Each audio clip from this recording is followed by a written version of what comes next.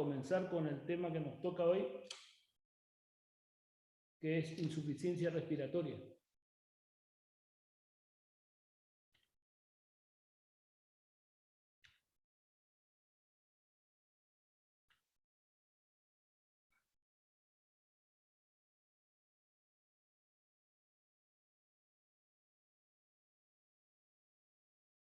Bueno, habíamos hablado al comienzo de las primeras clases, seguramente todo lo que se vino charlando hasta ahora, en la cual nosotros habitualmente y frecuentemente vemos las enfermedades que atañen al pulmón o a todo el aparato respiratorio, digamos, la vía aérea, el parénquima pulmonar, el intersticio, los vasos sanguíneos pulmonares, ¿no? Profe, disculpe, se escucha muy bajo para todos.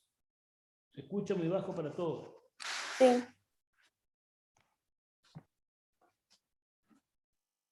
¿Y ahora? ¿Me escuchan mejor? ¿Ahora escuchan mejor? No, profe. Ahí, Sigue ¿No? bajo, profe. un ¿Se poquito por escucha lo un menos. poco mejor? A ver, yo tengo este aparatito acá, que es el que por el que yo hablo, y por aquí tiene algo que yo puedo hacer que mejore.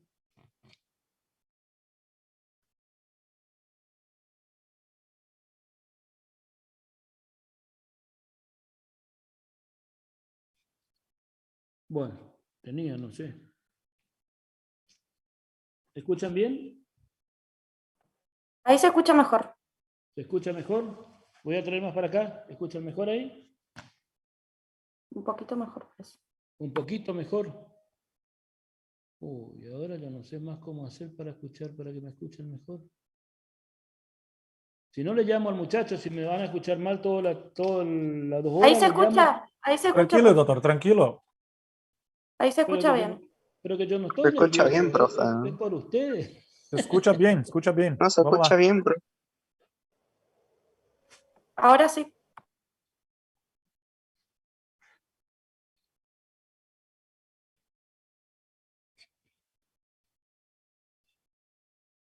Bueno. Bueno, no sé cómo se hace. Yo pensé que acá era fácil. Bueno, entonces, parece que no me escuchan bien. Me escuchan con muy bajo el volumen, dice. Yo traje acá más cerca, pero lo mismo.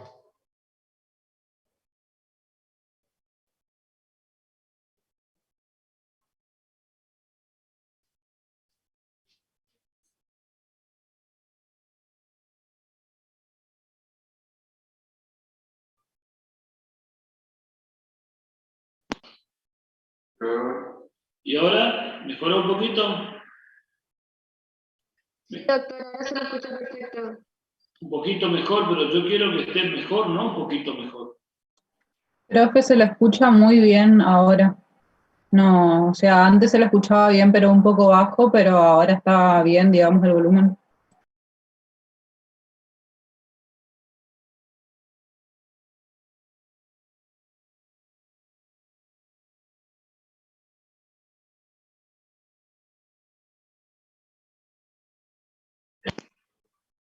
¿Ahora? ¿Me escuchan? Yo quiero saber si me escuchan bien. ¿Sí? Bueno, sí me gusta. Entonces, decíamos que habíamos visto algunas enfermedades o patologías que tenían compromiso de la vía aérea, compromiso de alveolar, compromiso del intersticio y de los vasos pulmonares. Todo esto puede, y hablaron de neumonía también los otros días. Así que si hablan de neumonía, hablaron de una consolidación infecciosa del parénquima pulmonar. Estas son enfermedades que pueden afectar al pulmón, lo mismo que el asma, la EPOC. Y todas estas enfermedades que afectan al pulmón pueden afectar al pulmón, pero como todos los aparatos y sistemas de nuestro organismo tienen lo que se llama la reserva funcional, entonces el pulmón sigue funcionando adecuadamente, es decir, sigue cumpliendo su función que es intercambiador de gases, fundamentalmente a captar el oxígeno y mantener una buena oxigenación sanguínea y eliminar el producto final del metabolismo de los hidratos de carbono con el oxígeno, que es el dióxido de carbono. Esa fundamentalmente y básicamente esa es la función, intercambiador de gases, ¿no? Y eliminación de dióxido de carbono.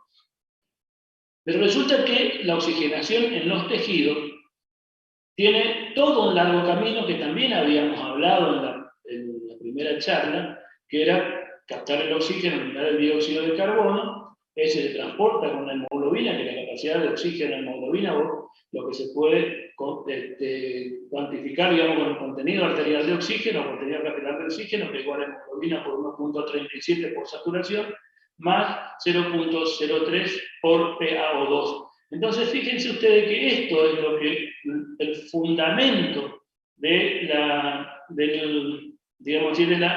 contenido arterial de oxígeno. ¿Cuál es fundamentalmente el porcentaje de saturación? Porque en base al porcentaje de saturación ni siquiera depende de la PO2.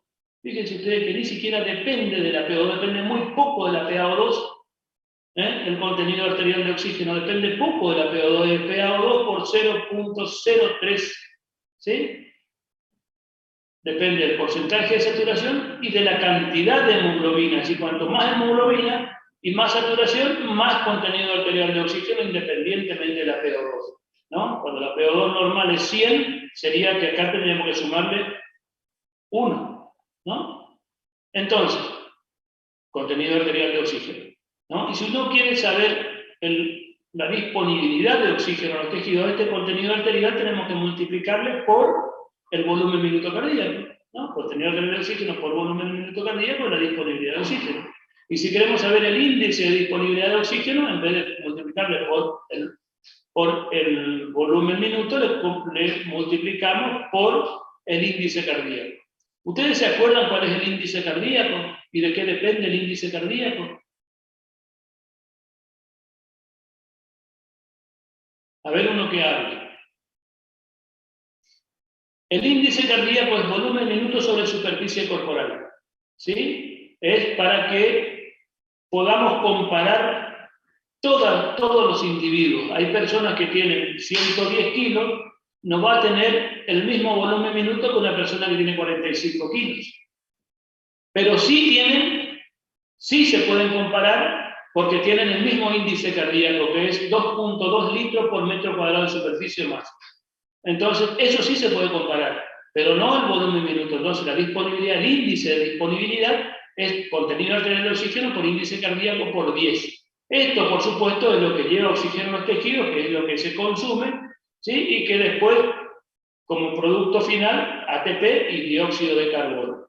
Y en algunas circunstancias, cuando hay poco oxígeno o cuando no hay oxígeno, por supuesto que poco ATP y ácido láctico como producto final. ¿Se acuerdan ustedes? Como producto final del metabolismo de los hidratos de carbono en forma anaeróbica se produce muy poco ATP, 3 moléculas de ATP, cuarto que es por 36 por cada molécula de glucosa, si es por metabolismo aeróbico. Por metabolismo anaeróbico se produce ácido láctico, que este ácido láctico después va por otro lado, ¿no?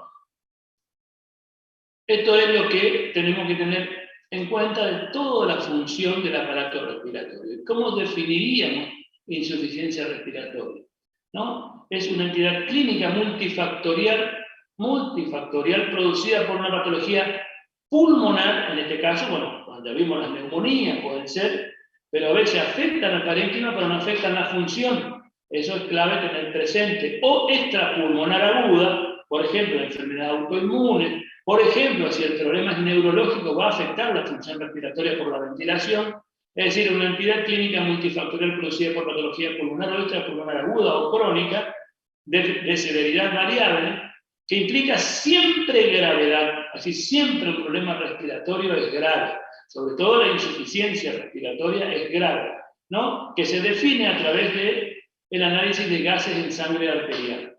Esto es clave. Saber que puede ser una patología pulmonar o extrapulmonar, ¿no? Que es multifactorial, que puede ser aguda o crónica, pero que siempre implica gravedad y que se define a través del análisis de gases en sangre. Y acá tenemos dos grandes grupos, tipo 1 o parcial, que es la hipoxémica pura, que se define con una PaO2 por debajo de 60 milímetros de mercurio, y o con una PCO2 por arriba de 50 milímetros de mercurio, tipo 2 o global, que vendría a ser hipoxémica e hipercárnica, ¿no? PCO2 por arriba de 50 milímetros de mercurio. Este concepto es siempre respirando aire a nivel del mar, y eso es clave tener presente, porque hay veces que hay hipoxemia, pero no hay insuficiencia respiratoria, porque no se está respirando, pues no hay un problema pulmonar, sino que es otro tipo de problema. En la ausencia de alcalosis metabólica, habíamos hablado en alguna oportunidad que la alcalosis metabólica es cuando hay un acúmulo de bicarbonato. Si se aumenta la cantidad de bicarbonato porque no se elimina o porque se pierden muchos ácidos o porque se produce más, digamos, se acumula el bicarbonato, entonces el organismo, para compensar ese acúmulo de bicarbonato, tiene que aumentar la CO2, ¿no? Hipoventila para aumentar la CO2 para compensar la alcalosis metabólica. Eso no define insuficiencia respiratoria. Es decir, en ausencia de alcalosis metabólica o con una relación PaO2-FiO2 por debajo de 2,50. Ya vamos a ver qué significa. PaO2 es la presión de oxígeno en la sangre arterial, la que conocemos. Y FiO2 o fracción inspirada de oxígeno, que es la que tiene el aire atmosférico que nosotros respiramos, que es 0,21 o 21%. Esta relación PaO2-FiO2 normal siempre es más de 400. Así que esto define, por debajo de 250, define insuficiencia respiratoria. Ustedes van a ver que en alguna bibliografía dice por debajo de 200, y otras dicen por debajo de 300. Después vamos a mirar, ahora le vamos a charlar bien, a ver por qué yo le puse por debajo de 250. ¿No? Y bueno, por supuesto que las consecuencias agudas de esto, que son inmediatas, son todas consecuencias de la hipoxemia. ¿Qué pasa si tenemos poca cantidad de oxígeno? Y la muerte es lo más probable, es decir, los organismos vivos, aeróbicos como nosotros, pluricelulares y aeróbicos como nosotros, la deficiencia de oxígeno nos lleva a la muerte rápidamente. Y bueno, deficiencias crónicas, por supuesto, todas son alejadas y relacionadas con la hipercarnia, que después vamos a ver. ¿Cuáles son los valores normales de los gases en sangre? La PO2 de 80 a 100 milímetros de mercurio, la saturación de 97 a 99%. 97 a 99%, y estas son las PaO2, ¿no? Que definen normalidad. La PCO2, que define normalidad, 35 a 45 milímetros de mercurio, con un pH de 7,35 a 7,45, y un bicarbonato de 24 más o menos 2, o de 23 a 27, y el exceso de bases de 0 más o menos 2. Hay varios sistemas de mediciones, la mayoría son sistemas de medición indirectos y algunos directos invasivos. Bueno, esto es una curvita que el por qué se adoptó, digamos, el valor de 60 milímetros de mercurio para definir insuficiencia respiratoria. Si ustedes miran la curva de saturación de oxígeno-hemoglobina, ¿sí? ¿No? Va subiendo la PaO2 y va subiendo la cantidad de hemoglobina, el porcentaje de hemoglobina saturada. Tanto así que a 60 milímetros de mercurio ya tenemos el 90% de la hemoglobina ya está saturada. Alrededor de 90-91% cuando la PaO2 es 90 milímetros de mercurio. Entonces, a partir cuando la PaO2 es 60 milímetros de mercurio hay 90% de saturación. Si subimos a 80 o a 100 milímetros de mercurio la PaO2, la saturación va a subir de 90 a 100% nada más, es decir, es poco lo que aumenta en porcentaje. Pero sí es mucho cuando está por debajo lo que cae en porcentaje, por ejemplo, de 60 milímetros de mercurio, una saturación de 90%, si tenemos 15 gramos de hemoglobina, el 90% de 15 es 13,5 gramos de hemoglobina que está saturada, o sea que la cantidad de oxígeno que va a disminuir es muy poco. Pero si tenemos de 60 a 40 o a 50 milímetros de mercurio, fíjense ya la saturación cae a 70%. ¿Ah? Y si teníamos 15, 70% de 15 es 10.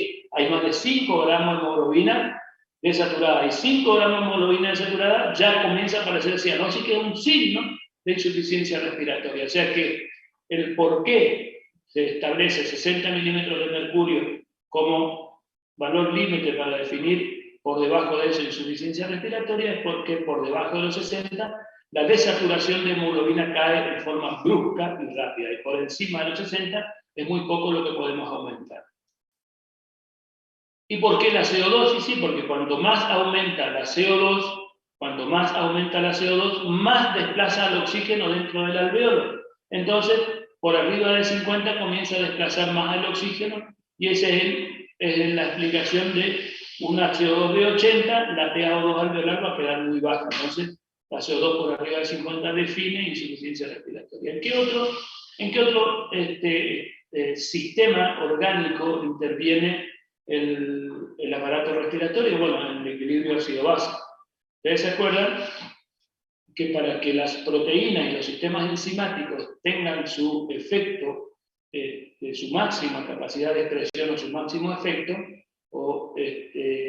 trabajan a determinados pH, tienen lo que se llama su pK, o el pH en el cual trabajan en forma muy eficiente, ¿no? Y ese es el pH que es el que nosotros consideramos normal, que es entre 7.35 y 7.45. Por debajo de eso los sistemas enzimáticos disminuyen su efecto y por arriba también. Entonces, tenemos que mantener un equilibrio, que es el famoso equilibrio ácido-base en este caso, para mantener la homeostasis orgánica, y el sistema que tiene mayor expresión en nuestro organismo es el sistema de bicarbonato ácido carbónico.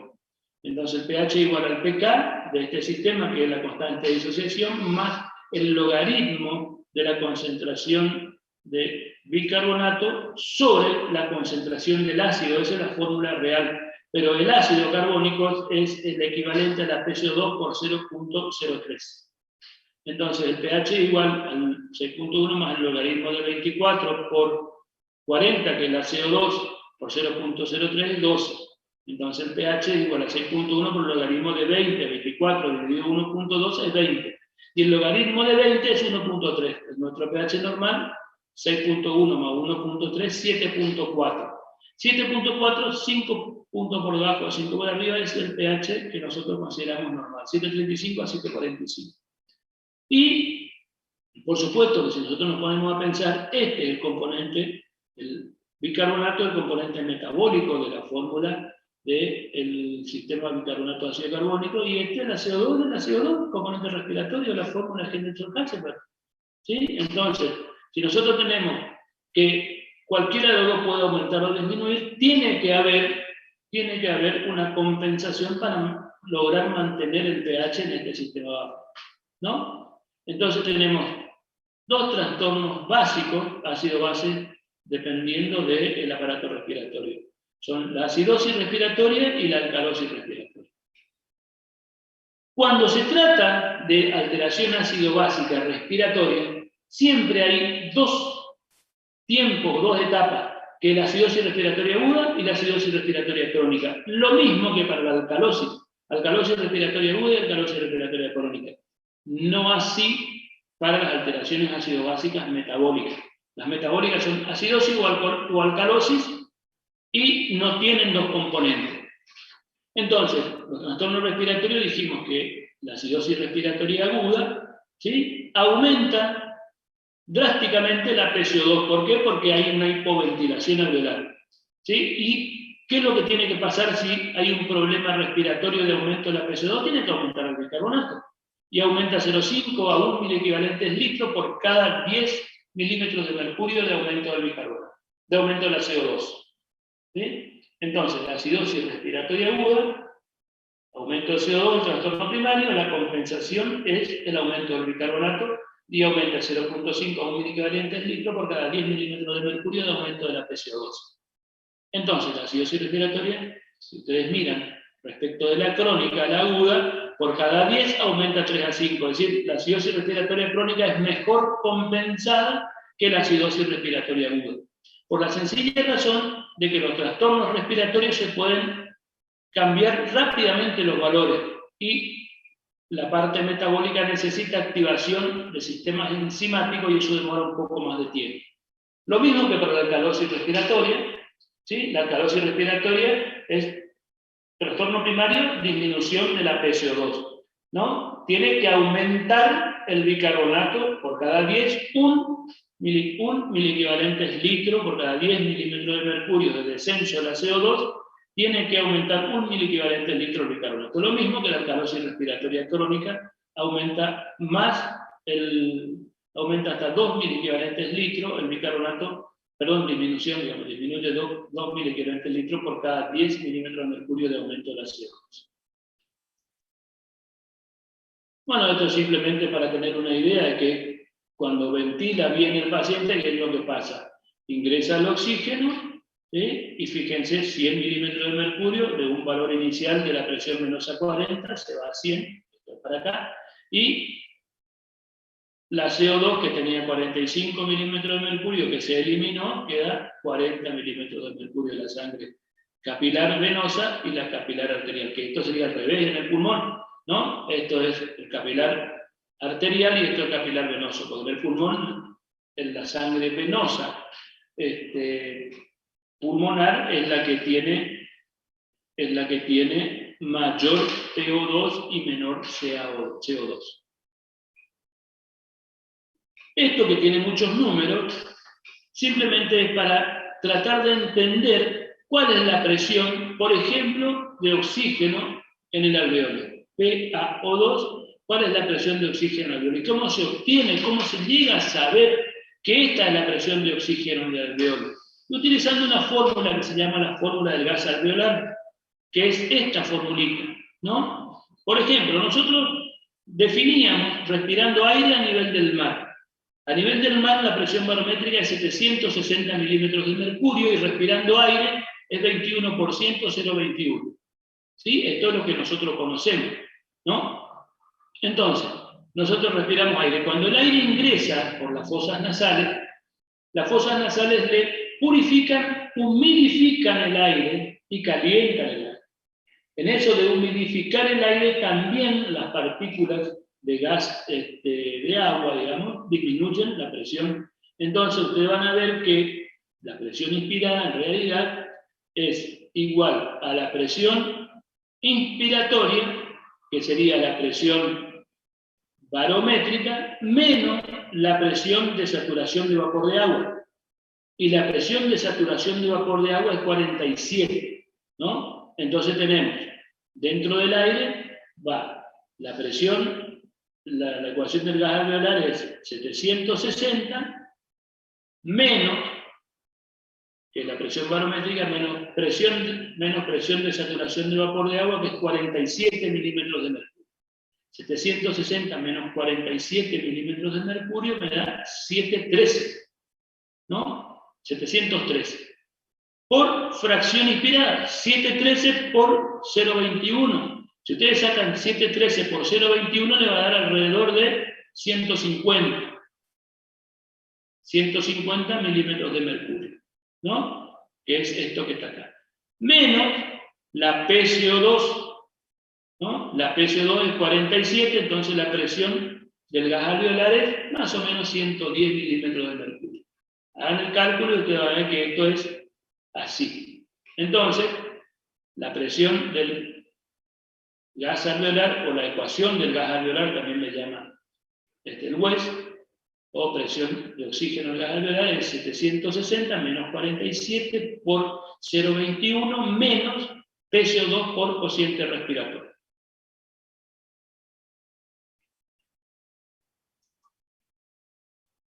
Esto es para saber que dentro del alveolo la presión de oxígeno es 110, es decir, 100 a 110, y la PCO2 de 40 milímetros de mercurio. Entonces estos dos siempre suman 150.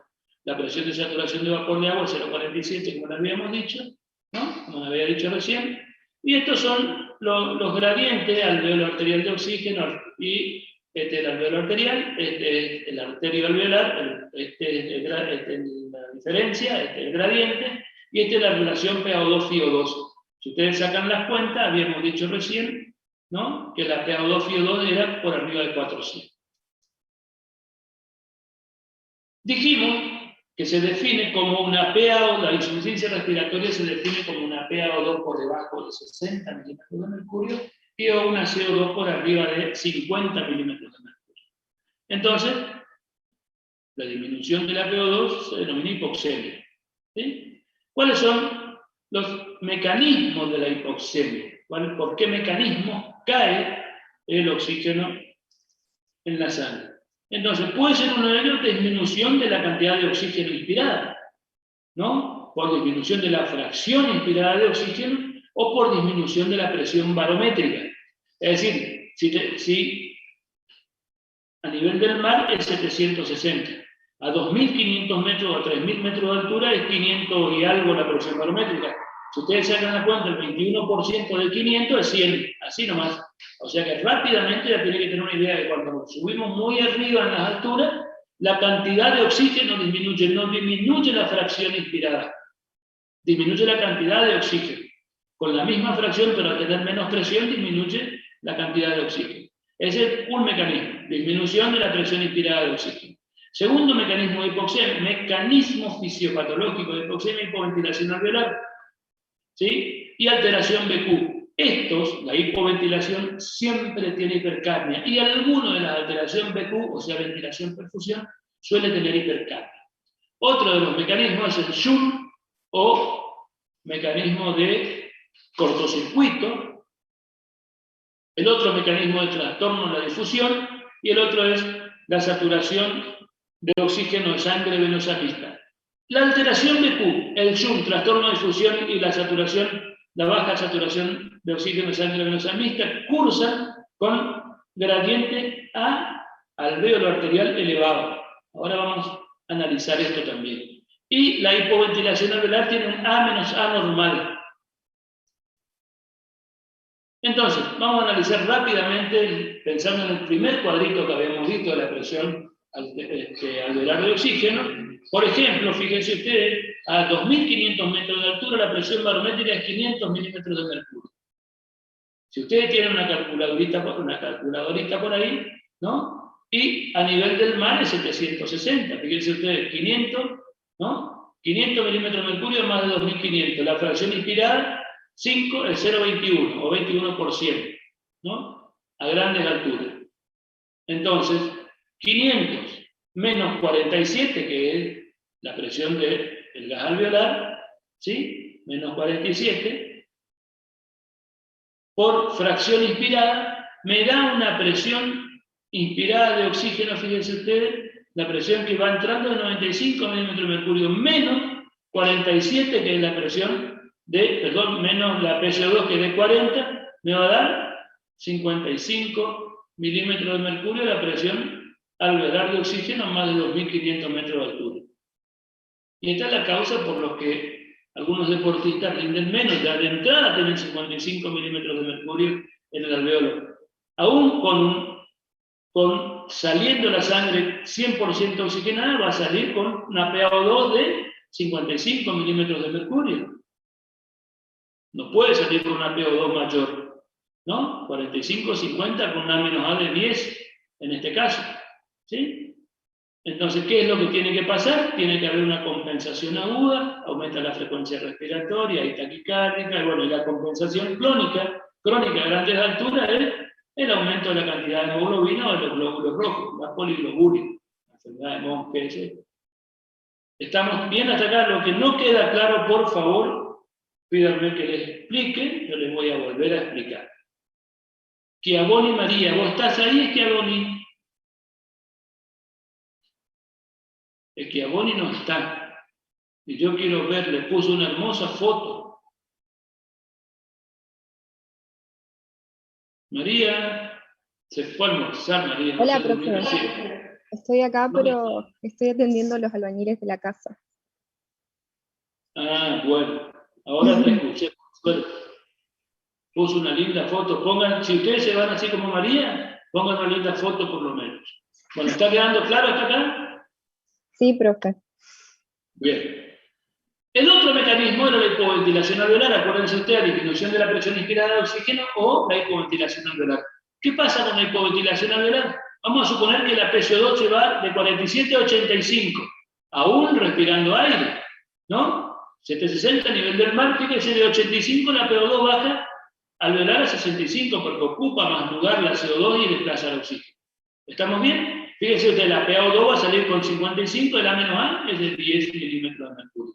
Bueno, ¿cuáles son las causas que producen, que a través de este mecanismo, producen la insuficiencia respiratoria? ¿Sí? Pueden ser causas centrales, por ejemplo, alteración del sistema nervioso central, como por ejemplo la intoxicación con hipnóticos, los sedantes, alteración neuromuscular, las neuropatías o las miopatías con debilidad muscular, el Guillain-Barré, la esclerosis lateral amiotrófica, la esclerosis en placa, ¿no? Alteraciones de la pared torácica, alteraciones pulmonares mismas, las reinhalaciones. Estas son las causas que producen a través de este mecanismo la insuficiencia respiratoria. ¿Cuál es la compensación aguda en este caso? Desviación de la curva de sucesión en oxígeno-hemoglobina hacia la derecha y aumento de la frecuencia cardíaca para aumentar el volumen minuto para así tratar de mantener una disponibilidad de oxígeno adecuada. Y la compensación crónica es polidroguria y aumento del 2,3-difosfodiceral.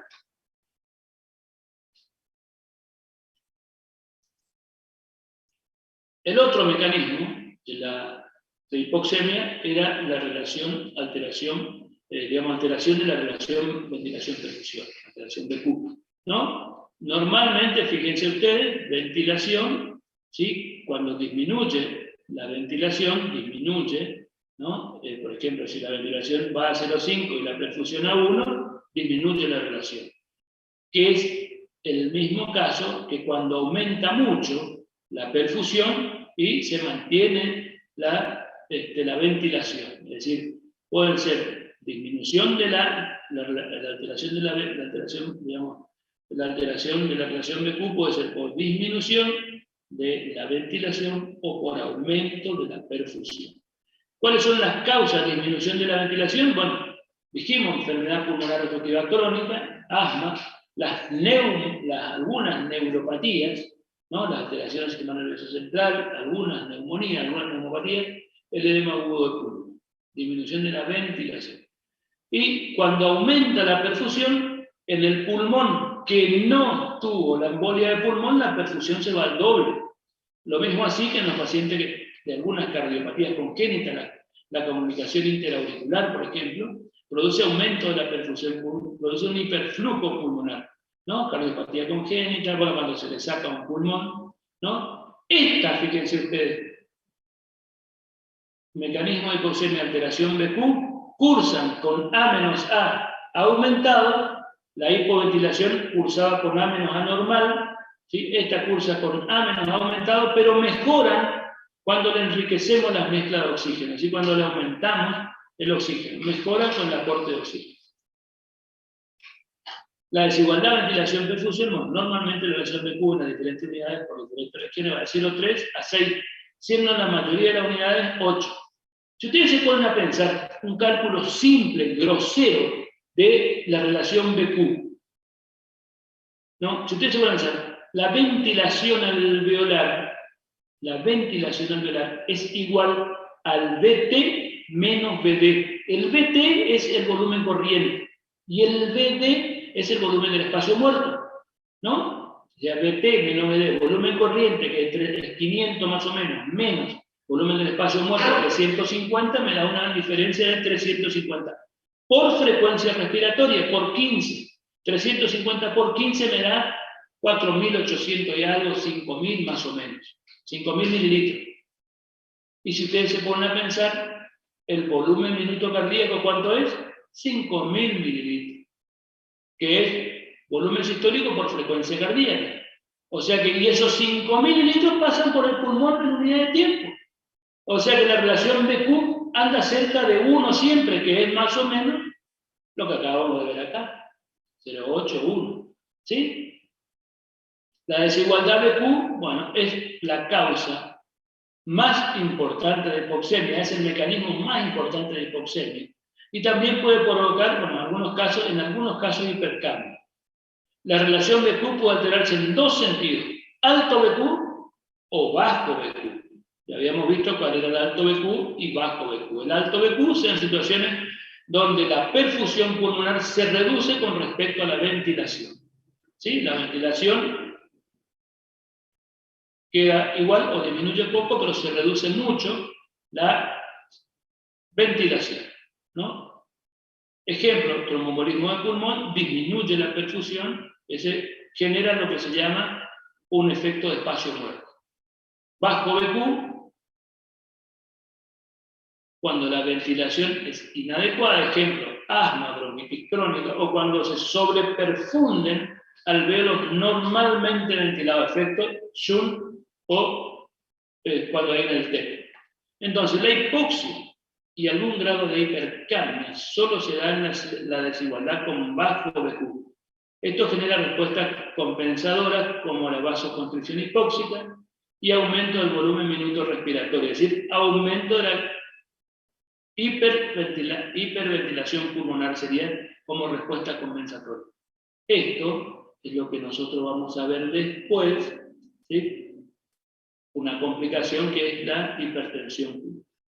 Bueno, la respuesta compensadora de hipoxemia con bajo BQ, vasoconstricción hipóxica, ¿sí? Los descensos de la PaO2, de la presión alveolar de oxígeno, producen vasoconstricción en los alveolos mal ventilados. Este mecanismo tiende a mejorar la relación BQ. Si este mecanismo instalado se hace generalizado, los efectos beneficiosos del intercambio gaseoso son contrabalanceados con el desarrollo de hipertensión pulmonar. Es decir, siempre que hay bajo BQ por hipoventilación alveolar, la disminución de la presión de oxígeno alveolar produce vasoconstricción hipóxica. Y esa vasoconstricción, si es en los dos campos pulmonares, puede aumentar la resistencia vascular pulmonar. El aumento de la resistencia vascular pulmonar, hipertensión pulmonar. La hipertensión pulmonar, hipertrofia ventricular derecha. La hipertrofia ventricular derecha, así como la hipertrofia ventricular izquierda y la hipertensión arterial sistémica, va a producir insuficiencia cardíaca derecha. Eso nosotros llamamos cor pulmonar. Aumento del volumen minuto respiratorio es otra de las respuestas compensadoras, ¿no? El aumento de la PaO2 y el descenso de la PO2 incrementa en forma refleja el volumen minuto respiratorio. Bueno, lo que lleva por supuesto a un nuevo equilibrio, digamos, ¿no? Para el nivel de CO2 y PaO2. La respuesta ante los mecanismos compensadores, el aumento de la PaO2 en los alveolos normales, no llega a compensar la caída de la PaO2, pero permite eliminar la CO2, por lo que habitualmente la desigualdad con bajo BQ presenta hipoxemia e hipocapnia y, excepcionalmente, hipercapnia leve. Bueno, el incremento de la desigualdad BQ produce mayores requerimientos respiratorios porque aumenta la ventilación. Recuerda que habíamos dicho que aumenta el volumen respiratorio, ¿no? Produce mayores requerimientos respiratorio con mayor producción de CO2, por lo cual, por los músculos respiratorios, ¿no? Generando un aumento de la CO2 hasta alcanzar un nuevo equilibrio. Es ahí donde las personas quedan con 59 o 60 de CO2 y están en un equilibrio porque aumentan la ventilación minuto, aumentan la CO2 aumenta la producción y se equilibran 60 milímetros de mercurio. Pero ¿qué pasa con los centros nerviosos reguladores del aparato respiratorio? Ya dejan de dejan de tener la hipercapnia como un estímulo para ventilar. Y el único estímulo que le mantiene el reflejo ventilatorio es la disminución de la PO2, ¿no? La hipoxemia, por desigualdad BQ, se corrige con incremento de la fracción hiperada. Eso ya lo habíamos visto. El otro mecanismo de hipoxemia es el Shunt. Algunos, en la fisiología, no consideran el Shunt como mecanismo distinto, sino que lo consideran el Shunt como uno de los extremos, un extremo de la alteración BQ, de la alteración ventilación-perfusión. Cuando no hay ventilación, no cuando disminuye la ventilación, sino cuando la ventilación es cero, que puede ser por ocupación, edema de pulmón, o por colapso total, atelectasia. En este caso, fíjense ustedes, no hay oxígeno dentro del alveolo, o sea, la ventilación es cero. B, 0 y perfusión 1. 0 dividido 1, esto bueno, es infinito, digamos, ¿no? Indeterminado. Las causas de esto, neumonía, hemorragia, distrés respiratorio agudo del adulto, o las dos causas de edema agudo de pulmón. ¿Está? Joule, o colapso, Joule, la atelectasia.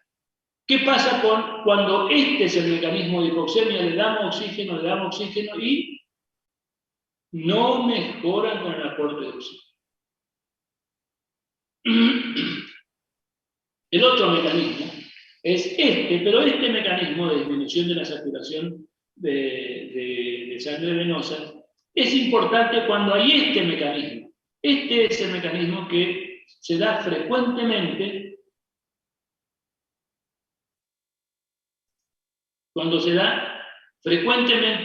en las enfermedades. ¿Qué enfermedad le parece que puede producir acá abajo? CRIC. Bueno, en la fibrosis pulmonar es una EPIC, enfermedad pulmonar intersticial difusa.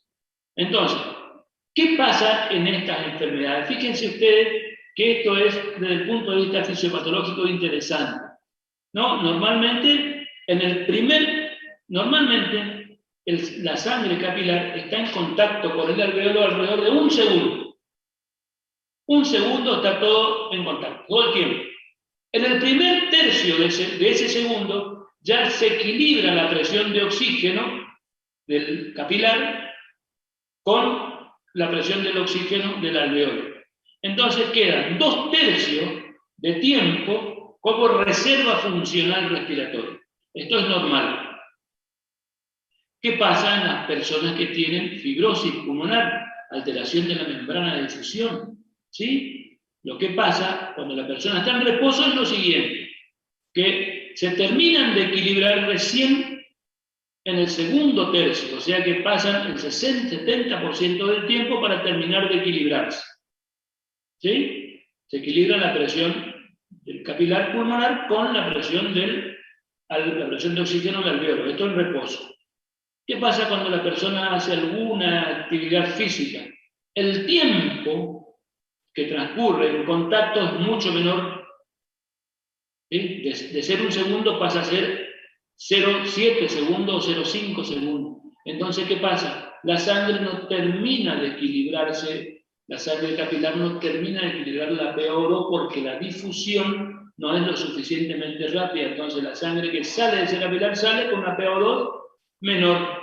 Por eso es que las personas que tienen fibrosis pulmonar tienen disnea, pero fundamentalmente desde el inicio disnea con el ejercicio, con el esfuerzo, y que va progresando. ¿Estamos claros hasta acá? Bueno, normalmente el intercambio gaseoso, bueno, esto es lo que acabamos de decir, ¿sí?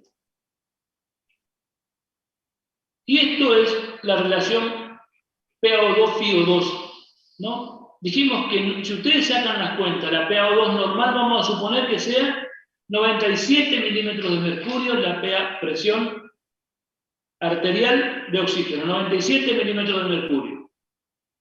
Si ustedes dividen 97 dividido 0,21, saquen las cuentas cuánto le da. Le da por arriba de 400. Ustedes, alguien que tiene una calculadora a mano ahí, le da por arriba de 400. Eso habla de una relación PaO2-FiO2 normal. ¿Sí? De 400 a 300 hay una hipoxemia leve, y de 300 a 200 es lo que algunos consideran lesión pulmonar aguda o injuria pulmonar aguda. Ya hay cierto grado de hipoxemia, pero ya no es leve, ¿sí? Es más severa, y define distrés respiratorio agudo del adulto por una relación PaO2-FiO2 por debajo de 200. ¿Sí? Entonces, ¿cuál es la importancia de saber la fracción inspirada cuando tenemos una PaO2 Porque no es lo mismo tener una PO2 de 80, ¿no? O 90 respirando aire, 90 dividido 0,21, la PO2 FiO2 es por arriba de 350, o sea que si hay hipoxemia es leve, no define insuficiencia respiratoria. Pero si tenemos 90 de PO2 con una FiO2 de 40%, saquen la cuenta, me da 250, hipoxemia severa o insuficiencia respiratoria. Si ustedes se toman el tiempo a hacer el calculito, van a ver.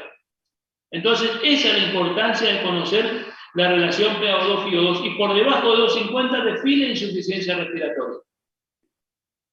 Eso es cuando le dicen a ustedes, tiene 75 PO2, por el número, 75 milímetros de mercurio de PaO2, no es insuficiencia respiratoria.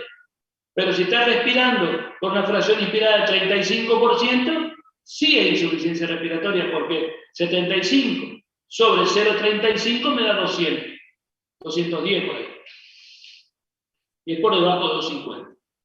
Bueno, entonces, ¿cuáles son las manifestaciones clínicas de una de las expresiones de insuficiencia respiratoria, que es la hipoxemia? Bueno, trastorno neurológico, cambios, ¿no? Cambios desde el comienzo, hay cefalea, confusión, estupor, hay excitación psicomotriz, mareo, insomnio, inquietud, puede haber convulsiones, ¿sí? Todo lo que tenga que ver con disminución del oxígeno arterial puede producir síndrome confusional agudo. La parte cardiovascular, ¿cuál es la expresión? Taquicardia, y cuando es muy severo, bradicardia, arritmias cardíacas, hipertensión arterial, puede producir hipertensión pulmonar, hipotensión, disnea y taquipnea. Las manifestaciones de la hipercapnia, desde el punto de vista neurológico, cefalea. La hipercapnia produce aumento, produce vasodilatación cerebral. Y la vasodilatación cerebral puede exacerbar o empeorar la hipertensión endocranial, ¿no? Edema de papila, convulsiones, ¿no? Asterixis, mioclonía, somnolencia, coma, diaforesis. Y la parte cardiovascular, la hipercapnia, hipertensión sistólica, hipertensión pulmonar, hipertensión cardíaca y signos de insuficiencia cardíaca. Manifestación de hipercapnia. Bueno, como dijimos, la insuficiencia respiratoria, ¿sí? Se basa en el análisis de los gases en sangre, se define como una PaO2 por debajo de 60 milímetros de mercurio y una PCO2 por arriba de 50 milímetros de mercurio, respirando aire a nivel del mar en ausencia de alcalosis metabólica o con una relación PaO2-FiO2 por debajo de 250, ¿no? Bueno, ustedes saben, la principal función del pulmón es mantener una correcta oxigenación arterial, una adecuada eliminación de CO2, producido por el metabolismo, ¿no? El aparato respiratorio se compone de dos sistemas. El sistema de intercambiador de gases, que son las membranas, digamos, y la membrana alveolo-capilar, y la bomba ventilatoria, que es todo el sistema muscular que mueve el aire desde la atmósfera hacia el alveolo. Dijimos que la insuficiencia respiratoria se puede clasificar en dos tipos, insuficiencia respiratoria tipo 1 y tipo 2. Tipo 1 es fundamentalmente hipoxémica, ¿sí? Se produce por compromiso del sistema intercambiador de gases, ¿no? Se presenta hipoxemia, descenso de la PO2 como principal manifestación con niveles variables de CO2. Y hay compromiso del parénquima pulmonar, ¿sí? Tipo 1, fundamentalmente del parénquima o las membranas de intercambiadora de gases, ¿no? Y la tipo 2, ¿no? Se manifiesta por hipercapnia, aumento de la PCO2, asociado a un descenso de la PO2, que puede ser leve, de acuerdo a la magnitud del aumento de la CO2, y esto es por compromiso muscular del sistema nervioso central o periférico central, ¿no? Se produce por compromiso de la bomba ventilatoria que ya habíamos dicho recién. Bueno, acá hay una serie de elementos que algunos, por ejemplo, el A-A tenemos que tener presente siempre, ¿no? Dijimos que la presión alveolar es la presión alveolar de oxígeno igual a la presión barométrica menos la presión de saturación de vapor de agua por la fracción inspirada por la PCO2 sobre el cociente respiratorio, 760 menos 47, 713, ¿no? Por 0,21 me da 150. Y la FiO2, fíjense ustedes, la PCO2 menos el cociente respiratorio, 40 menos por 0,8, digamos, me da 50. 150 menos 50, la PaO2 del alveolo es 100 aproximadamente, ¿no? Y la arterial es 90. O sea, la diferencia alveolo arterial de oxígeno es 100 menos 90, 10 milímetros de mercurio, ¿no? El gradiente o la diferencia A menos A se modifica si modifico la fracción inspirada.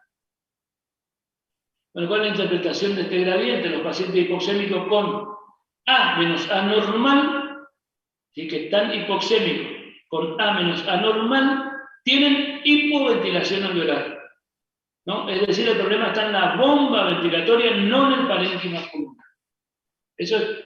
Entonces tenemos A menos A, ¿cuánto tiene A menos A? 10. 10 menos de A menos A. El problema está en la bomba, no en el parénquima, ¿no? Los pacientes con A menos A aumentado pueden presentar desigualdad BQ, que es otro de los mecanismos, o SHUNT.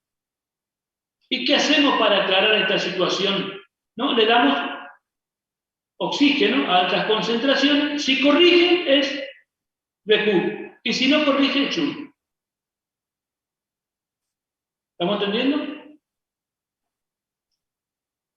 María Schiavoni, ¿estás entendiendo?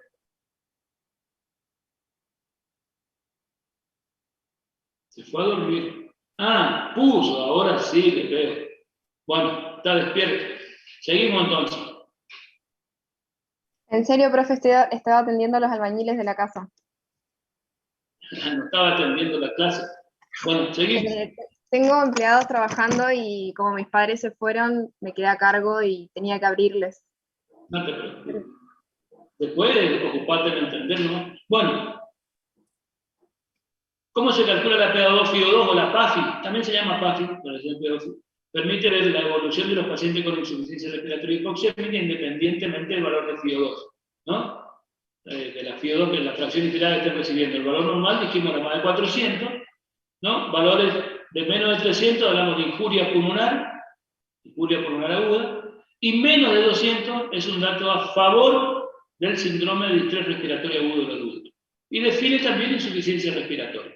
Y después tenemos el otro cálculo, que es el gradiente arterioalveolar de oxígeno, que permite ver la evolución de los pacientes con insuficiencia respiratoria hipoxémica independientemente del valor de FiO2 que están recibiendo. El valor normal es 0,8. Fíjense ustedes, paciente que tenga hipoxemia, tiene CO2, digamos PO2 por debajo de 60 milímetros de mercurio, nos miramos el A menos A. Dijimos que si el A menos A es normal, la hipoventilación alveolar, es decir, si tiene un A menos A de 10 o menos, es el mecanismo de esto, hipoventilación. Hay que ver el sistema nervioso central, hay que ver la parte neurológica, todo lo que tenga que ver con la bomba ventilatoria. Y si el A menos A está aumentado, puede ser SHUNT o puede ser desigualdad BQ. Le doy alta concentración de oxígeno. Si corrige es BQ, si no corrige es SHUNT. Para tener idea del mecanismo que está produciendo esta insuficiencia respiratoria. Bueno, los mecanismos generadores de hipercapnia, bueno, tienen que ver fundamentalmente con la ventilación alveolar. Porque acuérdense ustedes, fíjense ustedes, hipercapnia, mecanismo de hipercapnia. A ver, ya que ustedes ven esto acá, díganme, ¿por qué puede subir la CO2? Eso es fisiología. Estamos tratando de aplicar la fisiología a la clínica médica. ¿Por qué puede subir la presión? ¿En ejercicio? No, ¿por qué mecanismo? No, ¿por qué causas? Si aumenta la producción de CO2, puede aumentar, ¿no es cierto?, la PCO2. Ese es uno. Para compensar. ¿Y cuándo aumenta la producción? Bueno, en el ejercicio, en convulsión, en la infección, en los estados sépticos, el hipertiroidismo. ¿Ah? O sea, aumento de la producción es uno de los mecanismos. Y el otro, o sea que si ustedes tienen en cuenta que el valor de la PCO2, ¿de qué depende el valor de la PCO2? Vamos a sacar rápido el cálculo. De una constante, que como es constante le vamos a dar poco valor, por la producción de CO2 sobre la ventilación alveolar. ¿no? Es decir, la producción de CO2, ¿no? La producción de CO2 y la ventilación. Y la ventilación alveolar, acuérdense ustedes que era igual a BT menos BD, o sea que volumen corriente menos volumen del espaciamiento por frecuencia respiratoria. ¿No? Eso es volumen minuto respiratorio, ¿no? Frecuencia respiratoria. Y BD es volumen del espacio muerto. Si ustedes tienen en cuenta, vamos a suponer que la producción sea 1000, por hacer un cálculo, la producción sea 1000, dividido 500, ¿cuánto me da que sería la ventilación? 2, ¿no? O sea, la CO2 sería de 2. Si la producción es 1000, ¿sí? Y yo disminuyo la ventilación alveolar, en vez de 500 va a 300, ¿cuánto va a ser la PCO2? 3 y algo. 3. O sea que si disminuye la ventilación alveolar, a igual producción aumenta la CO2. ¿Queda claro? ¿Sí? Falcini, Glenda, se rasca la cabeza y parece que no quedó muy claro. Más o menos, profe. Pero después voy a volver a leerlo y ahí a procesarlo. Claro, y volver a ver el video, sí. Bueno, dale. Sí. Entonces vamos a seguir para adelante, entonces no querés que repita. Voy a seguir. No, entonces, el paciente hipercapnia, las causas de hipercapnia son más frecuentemente por caída de la ventilación alveolar, ¿no? O sea que no es por aumento de la producción, fundamentalmente, es por disminución de la ventilación alveolar. Puede ser por caída de la ventilación minuto, donde el descenso del BT, ¿no? Por caída del volumen corriente, y por ejemplo, por la frecuencia respiratoria, por causas extrapulmonares como compromiso de la bomba ventilatoria, ¿no? Que origina hipoventilación alveolar. O aumento del espacio muerto, ¿no? Acuérdense que el espacio muerto era 150. Este aumento del espacio muerto es lo que ocurre en los pacientes en la enfermedad pulmonar obstructiva crónica. Aumenta, dijimos que volvemos a esta formulita, ¿no? El volumen corriente es 500, volumen del espacio muerto 150, ¿no? Frecuencia respiratoria 15. Me da una ventilación alveolar de 5000 más o menos. Si el volumen corriente disminuye por problemas musculares, estamos hablando de que problema en la bomba. O aumenta el volumen del espacio muerto, ¿sí? Aumenta el volumen, si sigue siendo acá 500 menos 250, ya queda 250 por 15. Entonces va a disminuir la ventilación alveolar. Si disminuye la ventilación alveolar manteniendo la producción, va a aumentar la CO2. Seguir.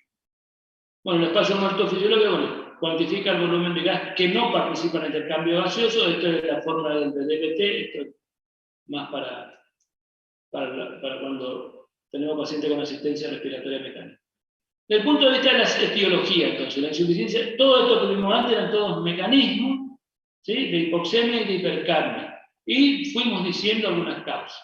La etiología de la insuficiencia respiratoria aguda tiene 3 categorías principales. Enfermedad pulmonar intrínseca, trastornos de las vías y disfunción neuromuscular. ¿Sí?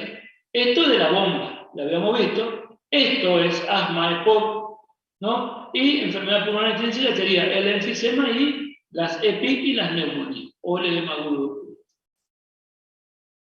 Las causas: fallo pulmonar, enfermedad pulmonar, enfermedad obstructiva, EPOC, asma, enfermedad restrictiva, edema de pulmón, cardiogénico, no cardiogénico, neumonía grave, atelectasia, derrame pleural, hemotórax, neumotórax, fallo de la bomba ventilatoria, bueno, disminución del impulso central, por ejemplo, ausencia cerebrovascular, la encefalitis, traumatismo, drogas depresoras, apnea del sueño, de trastornos de los nervios periféricos, las polineuropatías, el Guillain-Barré, alteración en la placa neuromuscular, bueno, la miastenia grave, el botulismo, alteraciones musculares, las distrofias, la poliomiositis, las miopatías, las distrofias musculares, la miopatía, alteración en la pared torácica, la cifoescoliosis severa y obstrucción de la vía aérea superior. Estas son todas causas, ¿no? Bueno, signos de alarma: cianosis, ortopnea, taquipnea progresiva con ventilación superficial, estridor, inestabilidad hemodinámica, deterioro del estado de conciencia, y hay que valorar siempre en estos casos la mecánica respiratoria, la frecuencia respiratoria, la respiración paradojal, que es depresión inspiratoria de la pared abdominal, uso del músculo accesorio, tiraje supraclavicular, supraesternal intercostal, contracción palpable del esternocleidomastoide, aumento significativo del trabajo respiratorio. ¿Cómo se trata la insuficiencia respiratoria? Bueno, fundamentalmente, si tenemos una persona, un paciente de hipoxemia severa, conduce a la muerte, se debe corregir en forma inmediata. En la mayoría de los pacientes se busca una PO2 entre 70 y 100 milímetros de mercurio, pero igualmente se debe tener en cuenta cada caso particular. Acuérdense que en los pacientes con EPOC, el objetivo era una presión de alrededor, una PO2 entre 58 y 62 milímetros de mercurio, 60 como medio y una saturación por debajo del 92%, mientras que en otras personas una saturación más alta. Bueno, se administra oxígeno a través de aire con una mezcla enriquecida, utilizando máscara tipo Venturis o cánulas nasales. Esto va aumentando las fracciones inspiradas a 0,24, 0,28, 0,31, 0,40, 0,50, o a través de tubo endotraqueal, conectado o no a un respirador mecánico. Es decir, el tratamiento es oxigenoterapia con asistencia respiratoria mecánica a presión positiva en los casos de que tengan problemas de ventilación pulmonar. Cuando el problema es en la bomba, ARM. Cuando el problema es en el parénquima, oxigenoterapia, y para que no se agote, ARM, o sea, asistencia respiratoria mecánica. En los pacientes con EPOC, sobre todo si tienen hipercapnia asociada, se buscan valores de PO2 más bajos que el resto de los pacientes con insuficiencia respiratoria. Repetido, en este grupo es una PO2 de 60 y una saturación arterial de, dijimos, de 90, poquito más, poquito menos, de 90 promedio, no más de 92. Igualmente se usa fracción inspirada entre 0,28 y 0,31, ¿no? Administrar fracciones inspiradas de oxígeno mayores generará hipercapnia. Puede producir paro respiratorio en estos casos. Doctor, Sí. una consulta. ¿Cómo yo voy a saber, para justamente no llegar a una hipercapnia, si administro 0,24, 0,28 o 0,31? Porque esto vuelve a ser una situación de un paciente crítico. Vos le pones una máscara de Venturi que vos le dice 2 litros por 2 litros por minuto de oxígeno me da una fracción inspirada de 0,24. Le pones, por supuesto, ya le hiciste una gasometría para saber que tiene 65 de PCO2 y 40 o 28 o 29 de PO2. Le pusiste la mascarita con oxígeno, sigue ventilando. A los 5 o 10 minutos, no más de 10 minutos, toma otra muestra arterial y le medís de vuelta la PCO2. ¿Sí? La PCO2, si subió de 65 o de 60 que tenía, subió a 65 y la PO2 mejoró, significa que tiene que ser menos fracción inspirada porque él se está intoxicando con el oxígeno. ¿Quedó claro? Se sabe controlando. Gracias. Bueno, el tratamiento de insuficiencia o la asistencia respiratoria mecánica, ¿cuáles son las indicaciones? Bueno, fatiga muscular respiratoria, hipoxemia refractaria, bueno, hipoxemia refractaria dijimos, el edema agudo del pulmón, ¿no? Distrés respiratorio, hipercapnia progresiva, paciente en shock en el que busco reducir el consumo de oxígeno y la producción de CO2 porque el paciente está chocado, la frecuencia respiratoria siempre está por arriba de 27 o 30,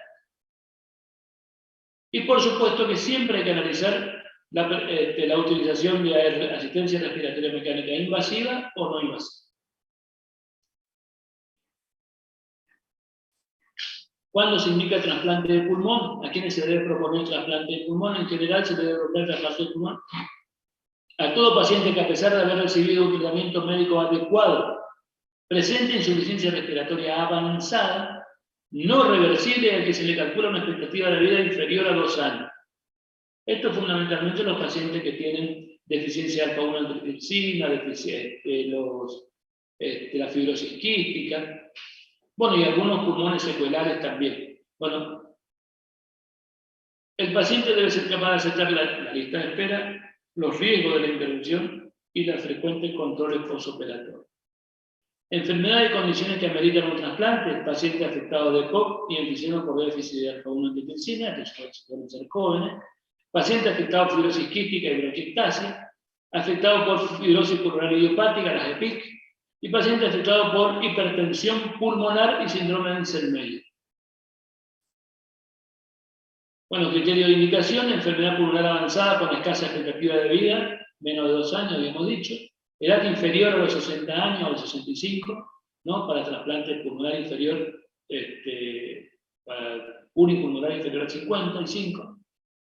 No depender de los corticoides, bueno, no depender de los corticoides, ausencia de patología progresiva y irreversible de otros órganos, ausencia de infección activa, ausencia de contraindicación por toracotomía previa, ¿no?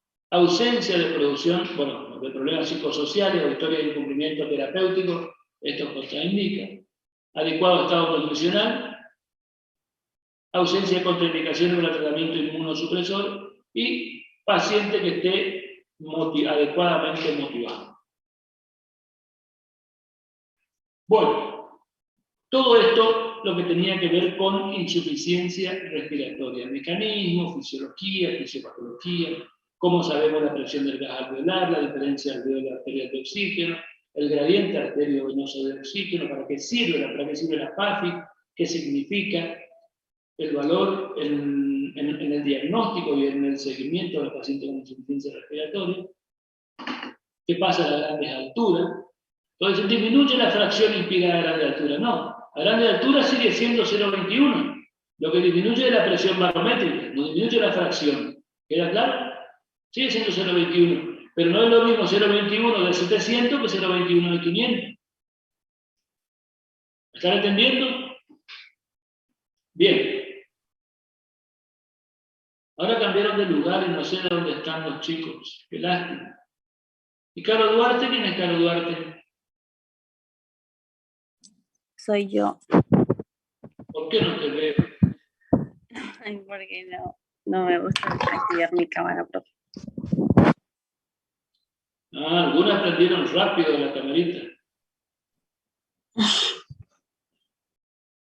Grossi, Mauricio. ¿Cómo estás, Mauricio?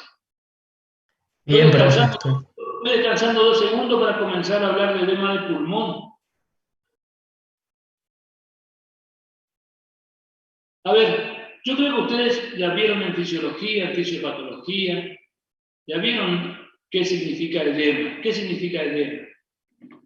Vamos a charlar un ratito, de paso vamos entrando en tema. Extravasación de líquido. Extravasación de líquido hacia el intersticio. O aumento de la cantidad de líquido intersticial. ¿No? ¿Y por qué se puede producir este edema? Acá venimos a hablar de Starling. Por aumento de la permeabilidad capilar, por aumento de la presión oncótica. Aumento de la presión electrostática o disminución de la presión oncótica. O un bloqueo linfático. O un bloqueo linfático, porque el 0,3% ese que queda se convierte en linfa y ese debe ser eliminado a través de los linfáticos. Bueno, estamos bien acá. Bueno, este es un concepto que debe quedar claro, porque todos me dicen edema de pulmón. El edema de pulmón es cuando hay extravasación de líquido hacia el intersticio alveolo capilar. Bueno, eso es la mitad del concepto. Pero ¿qué tiene que pasar para que se considere como una entidad clínico-patológica esta? ¿No? Tiene que impedir la normal oxigenación de la sangre y ocasionar hipoxia.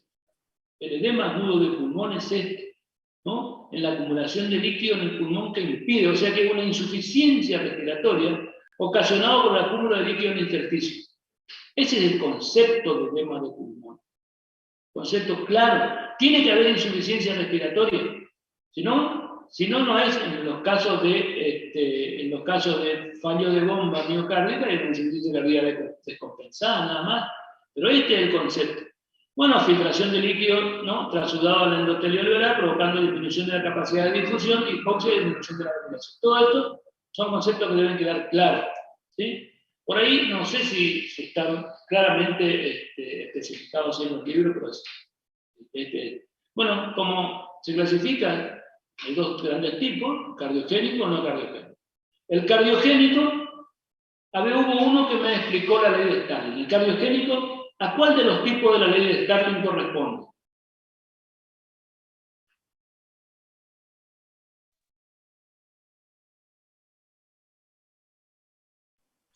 Aumenta la presión hidrostática, ¿puede ser? Aumenta la presión hidrostática, ¿viste? Porque aumenta la presión capilar pulmonar, porque hay algo en el ventrículo izquierdo que no funciona, entonces va aumentando la presión capilar pulmonar.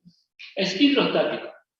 ¿Ah? Aumento de la presión hidrostática. El cardiogénico, hidrostático. ¿Cómo sabemos? Porque tiene una presión enclavada en la arteria pulmonar por arriba de 17 milímetros mercurio. Define edema agudo de pulmón cardiogénico. El no cardiogénico, no hay aumento de la presión hidrostática, sino que hay el primer mecanismo que dijo el alumno, que dijo el estudiante, que era por lesión del capilar. A este no cardiogénico se le llama lesional o no hidrostático. El no cardiogénico, bueno, aumenta la permeabilidad del capilar, que deja pasar el líquido, ¿no?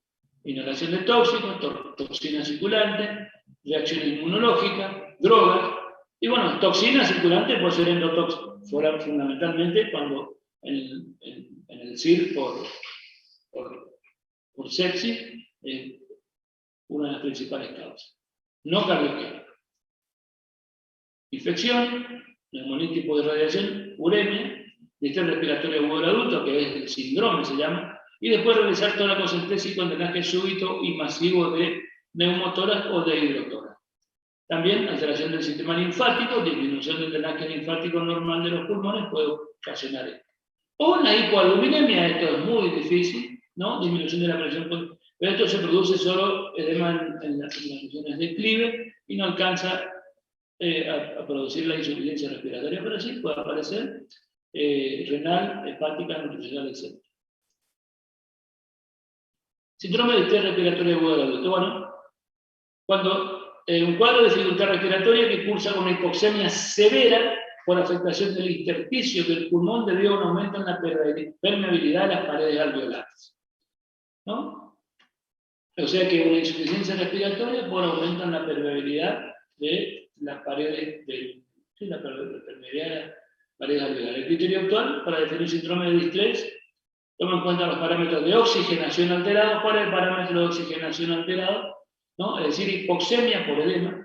Datos radiológicos de infiltrados pulmonares, tenemos que ver el infiltrado pulmonar bilateral difuso simétrico, ¿sí? Y una presión de oclusión de la arteria pulmonar, es decir, la presión capilar pulmonar, ¿sí? Por debajo de 18 milímetros de mercurio, ¿no? O sea, si tiene por arriba de 18 es el edema de pulmón cardiogénico, tiene por debajo es no cardiogénico, ¿no? Medida, por supuesto, por un catéter de Schoengatz. Criterio de oxigenación, criterio radiológico, y tenemos que demostrar una presión Weiss o una presión capilar pulmonar por debajo de 18 milímetros. Algunos aspectos epidemiológicos, bueno, existe probablemente una tendencia a sobreestimar su frecuencia, pero en estudios epidemiológicos recientes se ha visto que el distrés respiratorio agudo tiene una incidencia de 1 a 5 por cada 100.000 habitantes. ¿Sí? 1 a 5 por cada 100.000 habitantes al año. Esto es la incidencia del distrés. A pesar de los enormes progresos realizados en su conocimiento y en la fisiopatología, el pronóstico del distrés es aún severo, con una mortalidad global de alrededor del 50% más. Existen formas clínicas asociadas a politrauma, disfunción orgánica múltiple, síndrome de disfunción orgánica múltiple de la sepsis, ¿no? Que tienen una mortalidad más elevada. Sin embargo, a pesar de su severidad, en caso de curación, esta afección no deja secuelas respiratorias, no deja sino secuelas respiratorias modestas, y quedan con pocas secuelas. El distrés respiratorio de la sepsis o politrauma. Distinto el distrés respiratorio que se está ocurriendo ahora con el edema agudo pulmón por COVID. Ese deja secuelas fibróticas. Recién estamos comenzando a ver. Bueno, actualmente una incidencia ya vimos, ¿Cuáles son los factores que predisponen al distrés? Desórdenes pulmonares primarios y sistémicos o desórdenes no pulmonares. Primario en las neumonías. Acuérdense ustedes que una de las complicaciones de la neumonía, ¿cuál era? Insuficiencia respiratoria.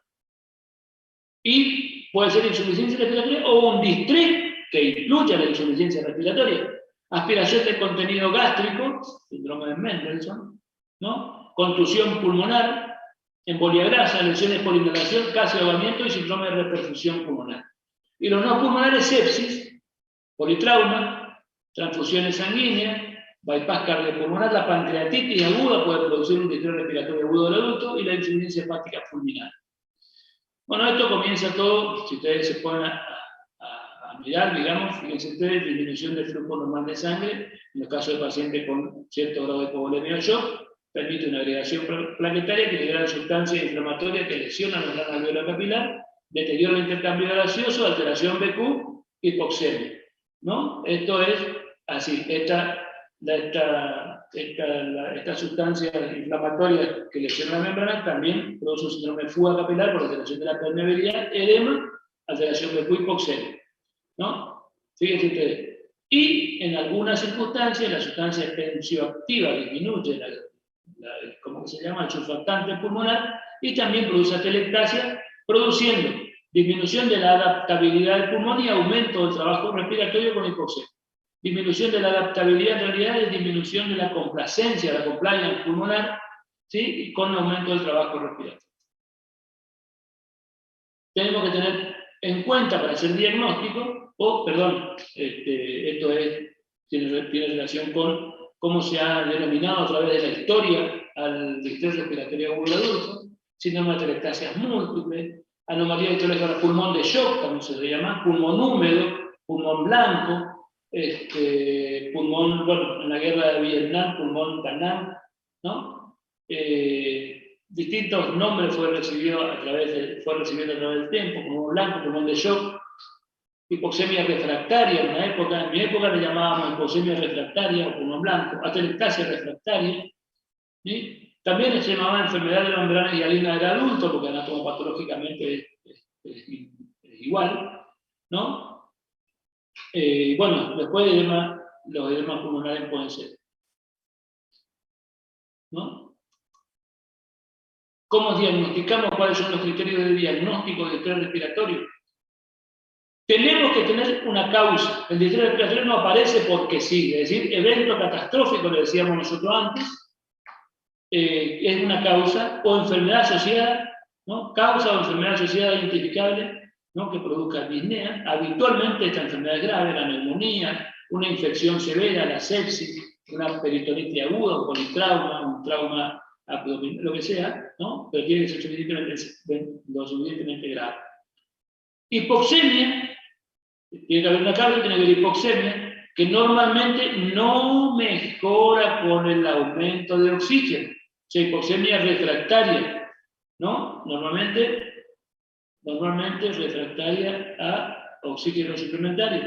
O con una relación PaO2, FiO2, esto era parámetro de oxigenación. La clínica, parámetro de oxigenación. Infiltrados radiológicos bilaterales en la radiografía intersticial alveolar compatibles con edema del pulmón.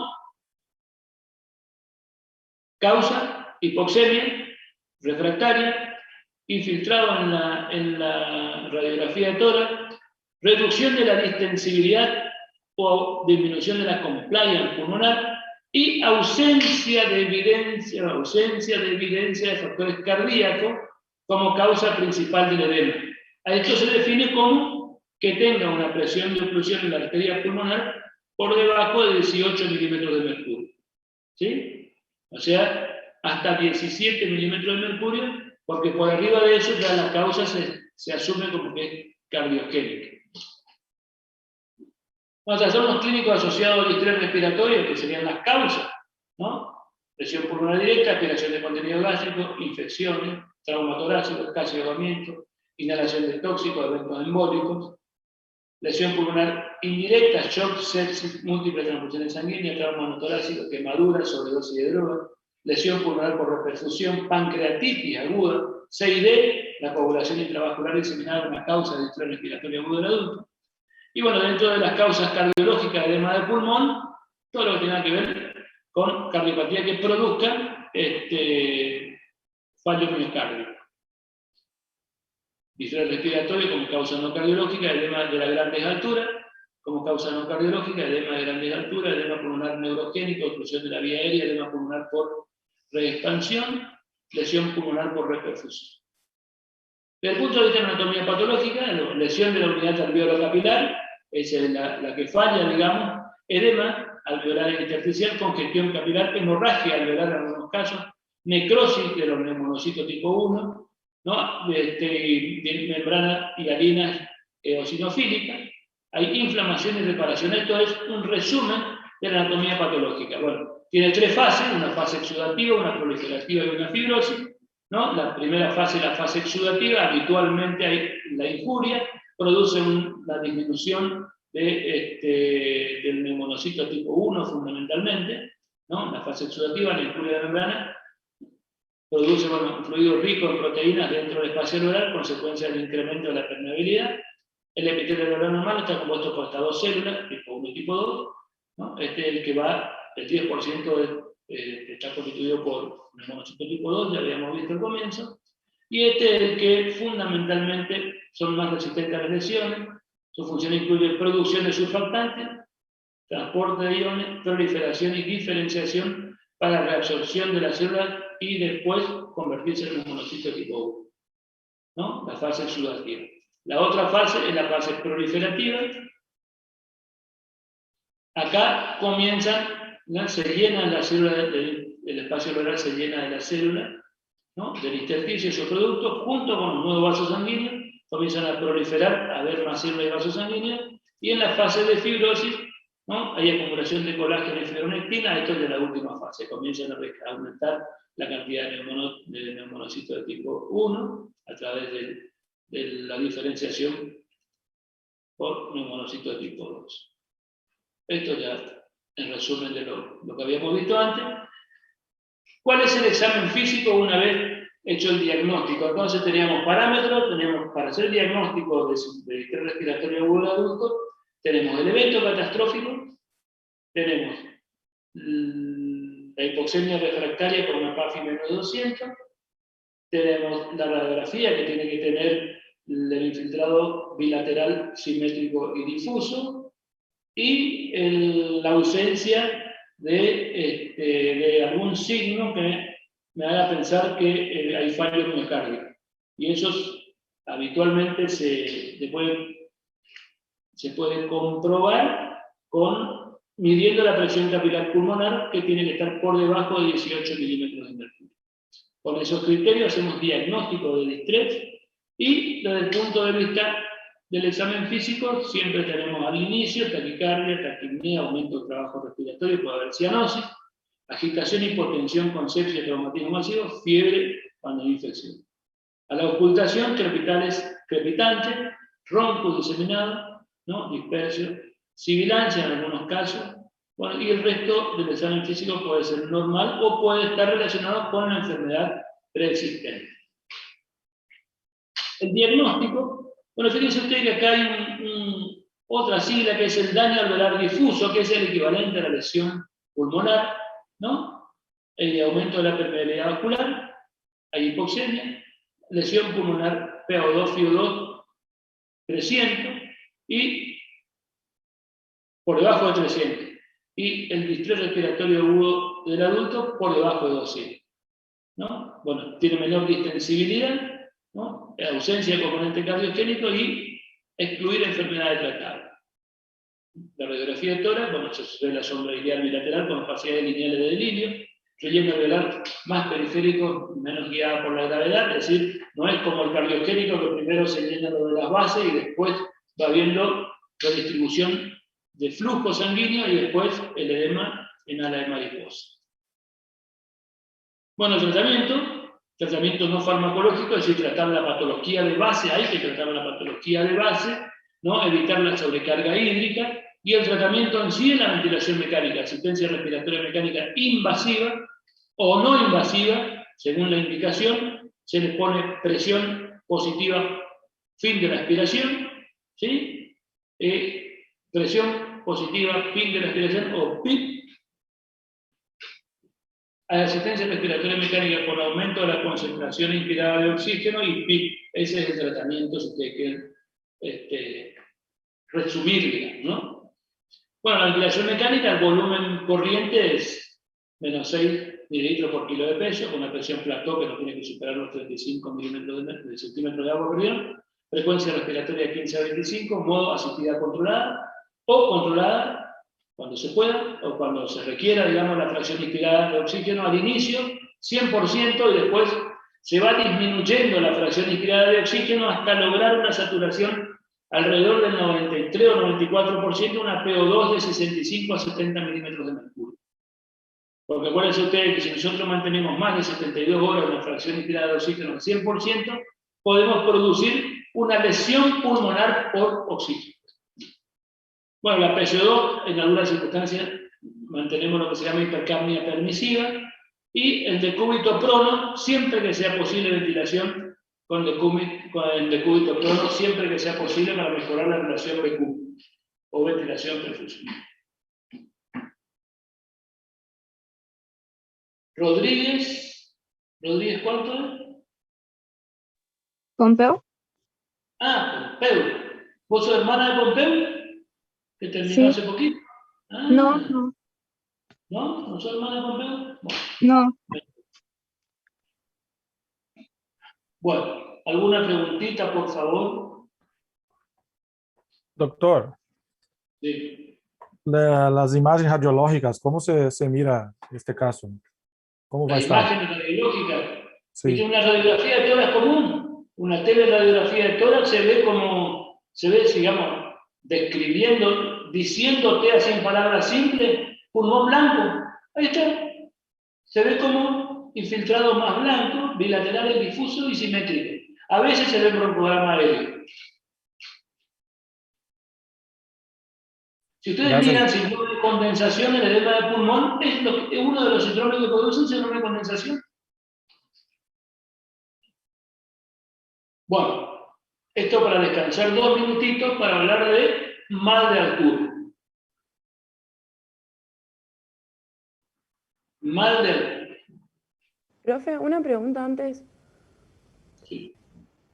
Mariana. Mariana habla. Mariana.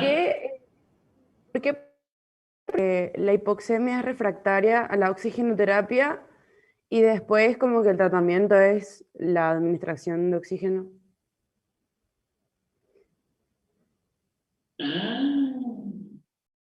A ver cómo te puedo explicar. ¿Vos te acordás que yo primero dije que el mecanismo uno de ellos era el mecanismo íntimo de la hipoxemia en el distrés respiratorio agudo del adulto y en el edema agudo de pulmón cardiogénico, es decir, en los edema agudo de pulmón, el mecanismo es el shunt. Dije eso, ¿no es cierto? Y el shunt puede ocurrir por colapso alveolar, ¿sí? O por relleno alveolar. Yo le pongo la PIP, la presión positiva, es justamente para reclutar alveolo, para que los alveolos se comiencen a distender y mejorar la ventilación. ¿Quedó claro? Entonces, al mejorar la ventilación alveolar, comienza a mejorar el intercambio gaseoso. ¿Estamos ahí? Bueno. Sí, profe, gracias. ¿Bien? ¿Alguna otra preguntita? Pregunten ahora, porque dentro de 2 semanas voy a ser yo el que pregunto. Y ahí ustedes no pueden preguntar esto cuando están rindiendo. ¿Es así, doctor? No es así. Bueno, a veces es, pero lo mismo le digo que no, porque si no están seguros, les genero más dudas. ¿La era día 11? Yo no sé, la era está publicada, usted la habrá publicado, ¿no? Sí. Bueno, más de altura. Fíjense ustedes que más de 40 millones de personas viven por encima de los 2.500 metros por arriba del nivel del mar. Por encima de esa altura, ¿no? Aparecen síntomas de hipoxia hipovárica, ¿no? Por disminución de la presión barométrica. ¿no? Desencadenante fundamental del mal de altura en sus diversas formas. Puede ser agudo o crónico. Mal de altura agudo, cuando la velocidad de ascenso excede a la aclimatación. Sube muy rápido y nos da tiempo al organismo que se aclimate a ese nivel de presión barométrica. Crónico, cuando los ajustes y disfunciones que provocan descenso del contenido de oxígeno arterial induce cambios en el organismo, ¿no? Agudo es cuando nos da tiempo y crónico es cuando hay cambios en el organismo por la disfunción. No olvides, el 30% de las personas que ascienden por encima de los 3.000 metros presentan síntomas. 75% por arriba de los 4.500 metros, ¿no? El mal de altura agudo se presenta tanto en nativos de grandes alturas, que descienden a nivel del mar y luego ascienden, y en inmigrantes que se exponen a elevada altitud. Se observan, presentaciones graves en los primeros y leves en los segundos. La clasificación de la altitud, digamos, alta altitud de 2.500 a 3.300 a 3.500, gran altitud de 3.500 a 5.500 metros y extrema altitud por arriba de los 5.500 metros. Así, cuando hablamos de extrema altitud, es por arriba de 5.500. Gran altitud por debajo de 5.500 hasta 3.500 y alta altitud por arriba de 2.500 a 3.500. El mal de altura agudo es un síndrome que se presenta hasta el tercer día, si subimos, y al segundo o tercer día puede aparecer en las personas que ascienden a una altitud por encima de 2.500 metros, caracterizado por la presencia indispensable de cefalea.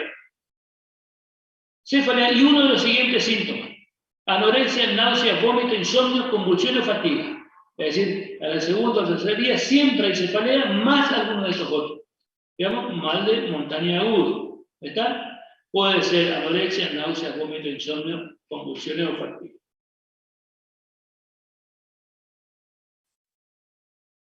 Su forma de presentación va de formas leves, de ligera cefalea, ¿no?, hasta las graves y mortales asociadas con edema cerebral o pulmonar relacionado con la altitud.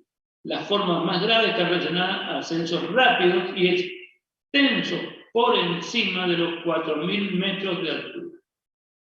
Mal de altura agudo grave, entonces, ¿no?, es la presentación final y más severa la patología provocada por la hipoxia hipovárica, ¿no? Es lo más severo que provoca la hipoxia hipovárica de altura. Se asocia a deshidratación. Fundamentalmente hay muchos que hablan de que esto es un trastorno de manejo hídrico, junto con la alteración en la presión barométrica, deshidratación, hipotermia, edema cerebral y edema pulmonar no cardiogénico. O sea que todo esto puede haber. Usualmente se presentan a las 48 horas del arribo en nativos varones jóvenes de la altura, que luego de una estancia a nivel del mar retornan a su altura. Es decir, ya un poco más grave en estas personas. Fíjense ustedes, por eso tienen que tener mucho más cuidado, ¿no? Bueno, y acá hay dos grandes términos que a mí me gusta tener presente, que significa adaptación y aclimatación. La adaptación es un proceso crónico de tipo irreversible y persistente. O sea que adaptación a la altura, proceso crónico de tipo irreversible y persistente. Son mejoras genéticas obtenidas por la población sometida a altura mayor de 500 metros, ¿no?, por largos periodos de tiempo. Y la aclimatación es un proceso agudo, mediante el cual el organismo intenta mantener la homeostasis de la función celular compensando el descenso de oxígeno ambiental. Se pone en marcha la aclimatación a partir de los 2.500 metros de altitud. Cuando falla el proceso de aclimatación aparece el mal de altura agudo. O sea que es un problema en la aclimatación. Bueno, desde el punto de vista de la fisiopatología, el ascenso a elevada altitudes provoca descenso de la presión barométrica que ocasiona hipoxia hipovárica. Descenso de la presión barométrica. La hipoxia hipovárica ocasiona descenso de la PO2 ambiental inspirado, PO2 alveolar por debajo, ¿no es cierto?, de lo que nosotros conocemos como normal, ¿no?, y la saturación de oxígeno. Y por lo tanto, del contenido de oxígeno en su transporte, por lo que el suministro a los tejidos puede verse gravemente comprometido. Habíamos visto la presión alveolar a más de 2.500 metros de altura, alrededor de 95 milímetros de metro. Bueno, este proceso, que habíamos visto, la caída de la PO2 alveolar, la caída de la presión de oxígeno en capilar pulmonar, con disminución en la la disponibilidad y el transporte de oxígeno a los tejidos, ¿no? Inicia el proceso de aclimatación. Y esto es, fíjense ustedes, las presiones, ¿no? A las altitudes. Fíjense ustedes, 2500, 560 milímetros de mercurio de presión barométrica, ¿no? A 3000 metros, 525. Fíjense ustedes cómo la presión del gas inspirado ya es menor. Fíjense la presión alveolar, lo que significa. Si ustedes hacen los calculitos que habíamos visto con la fórmula, le da esto.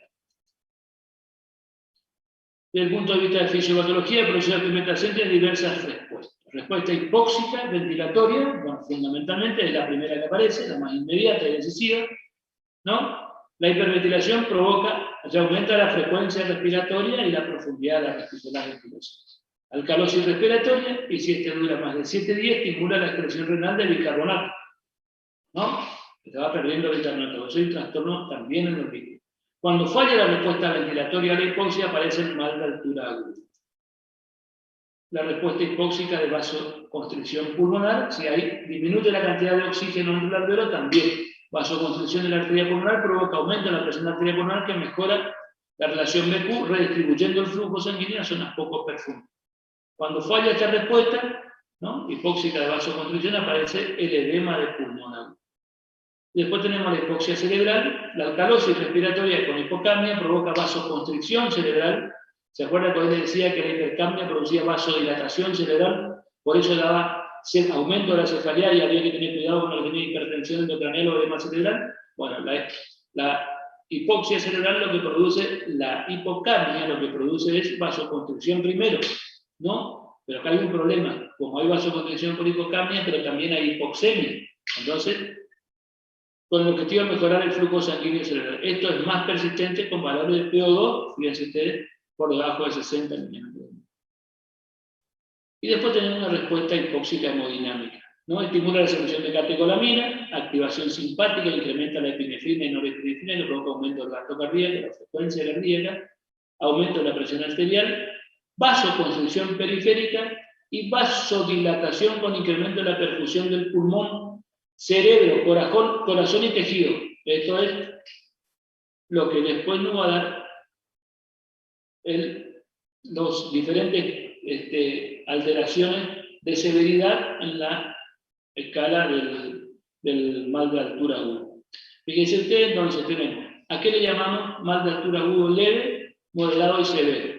La relación PO2-FiO2, fíjense ustedes, por debajo de 300, por debajo de 50, por debajo de 200. Hipoxemia severa tiene que haber.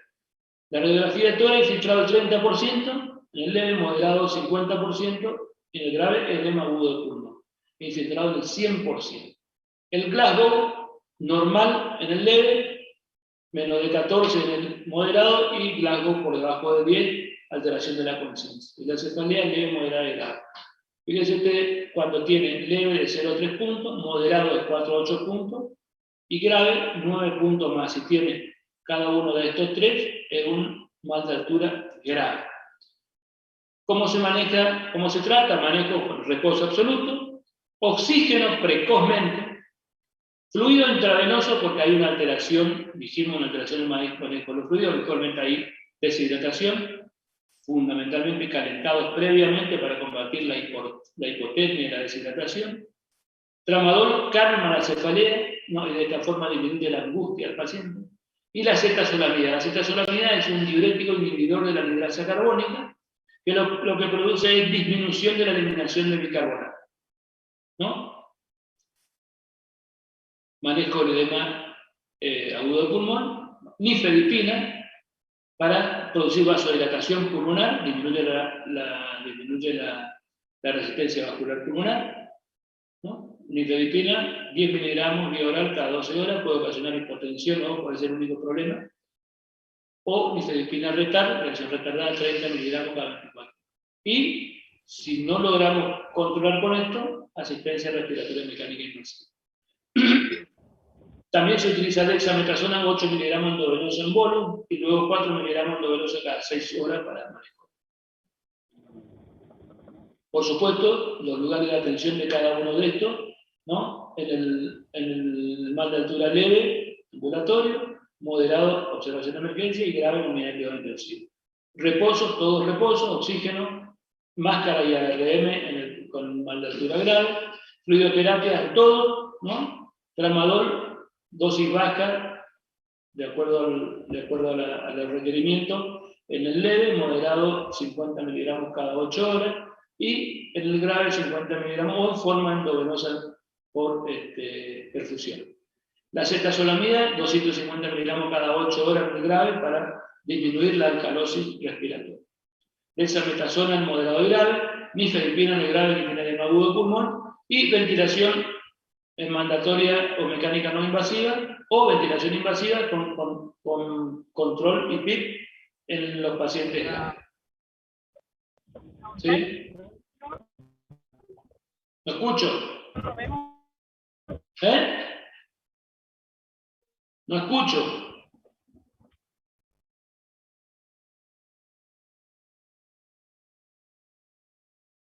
Fíjese, un edema del pulmón, cuando se le coloca ventilación no invasiva, produce reclutamiento alveolar. ¿Ya? Es como que distienden o inflan todos los alveolos que estaban colapsaditos. ¿No? Fíjense cómo infiltrado bilateral, fíjense cómo desaparecen los infiltrados, ¿no? Después la ventilación mecánica no invasiva. ¿Alguna pregunta?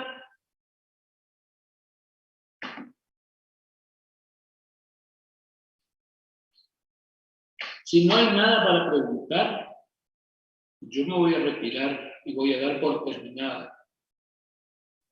Doctor, buenas tardes, le consulto. ¿Quién pregunta? ¿Bruna? No, Balbuena. Balbuena, profe.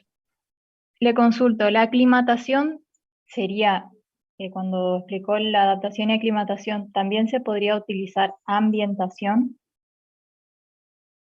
No, sí, ¿Como sí. aclimatación? Sí, puede ser, pero habitualmente en la mayoría de la bibliografía dice aclimatación. Puede ser que en algunos utilice como sinónimo de ambos.